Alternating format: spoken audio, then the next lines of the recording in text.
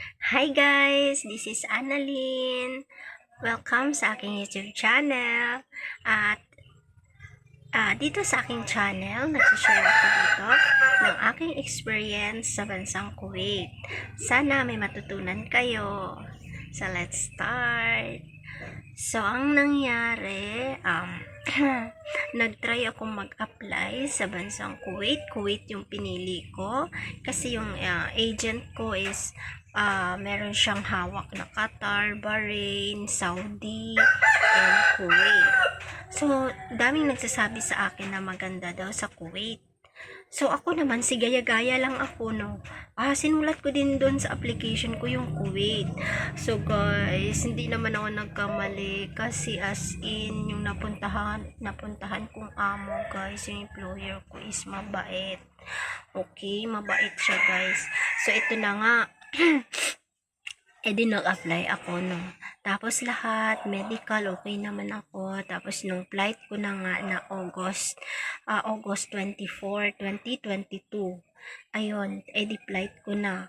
Inatid ako ni agent ko, ni Ma'am Rosa na iya.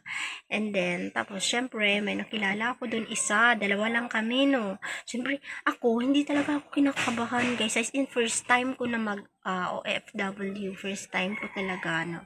At sa bansang Kuwait pa. Tapos, as in, wala talaga akong kaba. Alam mo yung feeling, di ba yung iba kong kasama, alam mo yung iba kong mga kasabayan doon sa airplane, yung mga Pinay din doon, no, nag-uusap-usap kami, as in, sila talaga, grabe yung kaba nila, kabadong-kabado talaga sila. Tapos ako, sabi ko, labat kaya ganun, as in, promise guys, hindi talaga ako nagbibiro, kahit maliit na kaba or ano, wala talaga ang kaba sa akin. Second, ano kaya na, siguro, alam mo yung sobrang kampante ka, as in, promise talaga guys, hindi talaga ako nagbibiro, no, hindi ako nagsisinungaling, no, wala talaga akong naramdaman na kaba sa kahit konti. Tapos sabi nila kinakabahan ako, sabi nila nervous na sila kahit sa eroplano pa lang. Syempre, kahit sino ba naman, 'di ba, yung first time mo, tapos pag ano pa lang ng eroplano, Jesus my God, sabi, kabang-kabado na talaga yung ibang mga kasama ko ng mga Pinay. Tapos ako, as in, sabi ko, bakit hindi ako kinakabahan? As in, nagtataka talaga ako sa sarili ko. Tapos, as in yung pakiramdam na sabi ko, feeling ko ang bait talaga ng magiging amo ko, sabi kong ganun. Kasi, wala talaga akong kaba. So, ngayon,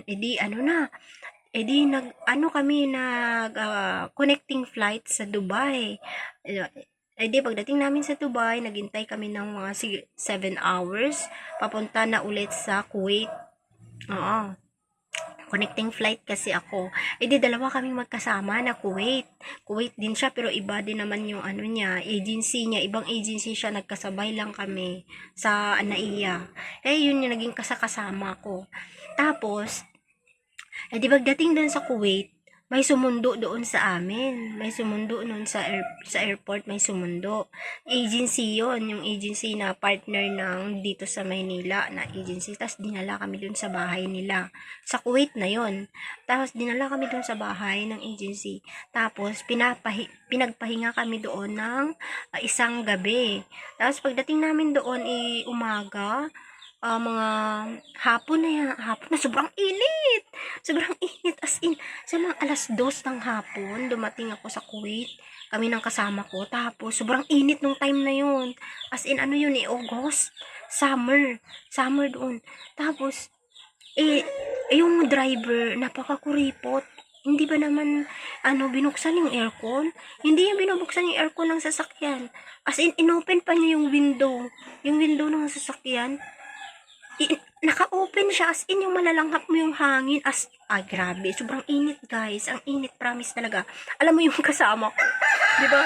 Tayo dito sa Pilipinas, namula-mula na yung pisngi namin, namula-mula, as in, ang layo pa, madami ka madadaanan, pasikot-sikot, tapos parang mga disyerto na konti lang yung bahay, madadaanan mo ba? Tapos, ang init, as in yung mukha ko, nasa tabi pa ako ng bintana, nakapwesto. Alam mo yung mukha ko talaga, as in, pulang-pula na, namula na talaga yung mukha ko. Yung, alam mo yun, parang nasunog ka, na sunburn ka na. Ay, sabi ko, wala, grabe naman, ang init naman dito. Oo, ang init pala talaga. Alam mo yun sa Kuwait guys, pag summer, sobrang init. As in, parang nasa 40 degrees yung ganun yung temperature doon. Pero pag taglamig, sobrang lamig naman. Ay, naku. 2 season lang naman doon. Sobrang tag-init at saka taglamig. As in, grabe. Walang ulan doon na hindi mo maranasan yung parang ulan. Sa mga ulan lang, mga November, ganun. Pero parang isang beses sa isang linggo, parang ganun. Parang sa isang buwan, 3 beses lang umulan dun. Ganun. Oo, as in. Tapos, doon sa agency, no, pinapahinga kami doon.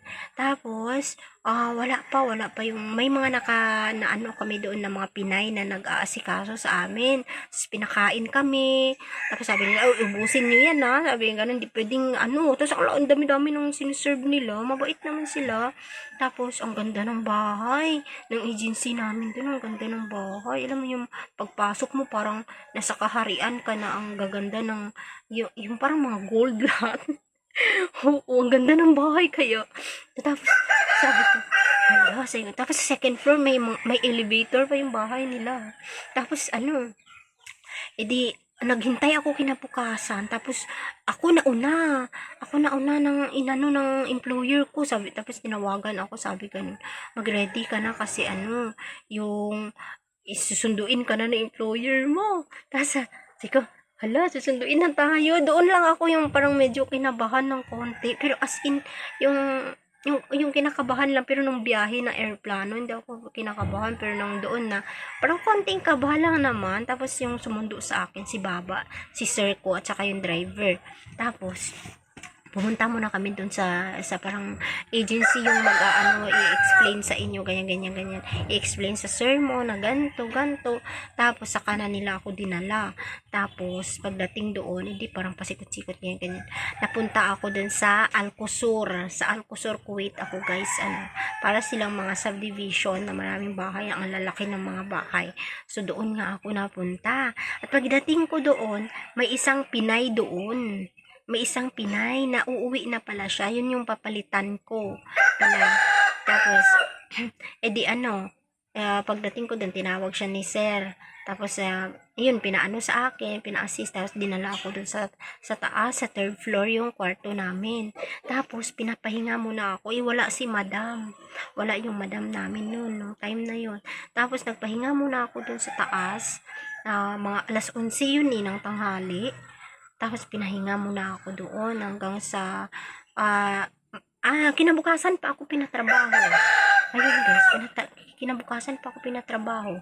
Kasi mabait naman sila, pinahinga ako. Tapos, nung ano, pinababa ako ng mga hapon. Tapos, pinakilala sa akin si madam. Tapos, mabait yung madam ko.